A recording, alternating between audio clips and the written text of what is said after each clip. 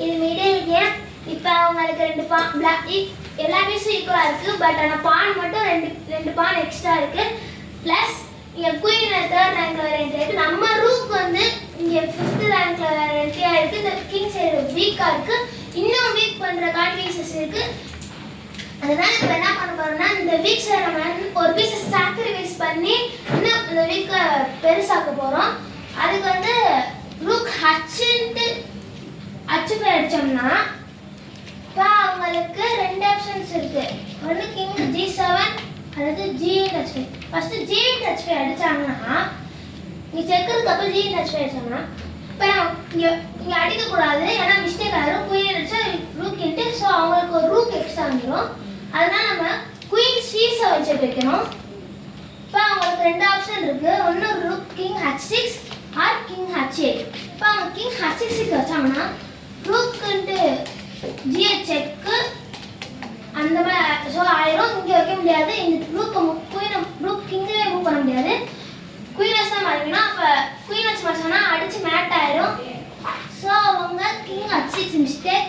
அவங்க suppose king H8 வச்சாங்கன்னா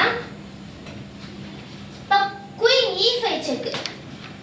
இப்போ குயின் E5 செக் வச்சு நம்ம இந்த டைரக்ஷன் செக் வைக்கிறோம். அவங்க compulsory move king H7. Suppose அவங்க ரூக் G7 வச்சாங்கன்னா queen into G7 1 move mate ஆயிரும். ஸோ கிங் H7 தான் வைக்கணும். இப்போ ரூக் இன்ட்டு H5 செக்கு.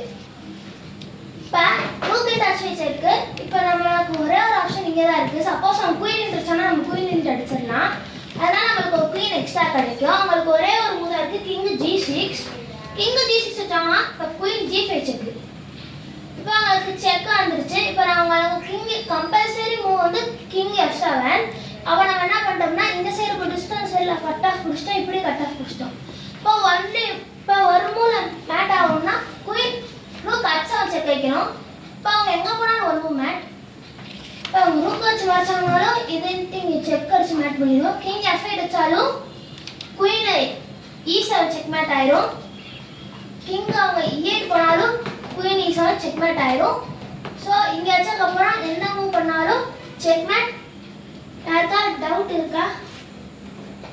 இல்லையா? இதை இப்போ அவங்க என்ன மூவ் பண்ணாலும் ஒயிட் அட்வான்டேஜ் ஆயிரும். இது ஒயிட் வின்னிங்ஸ். தேங்க்யூ.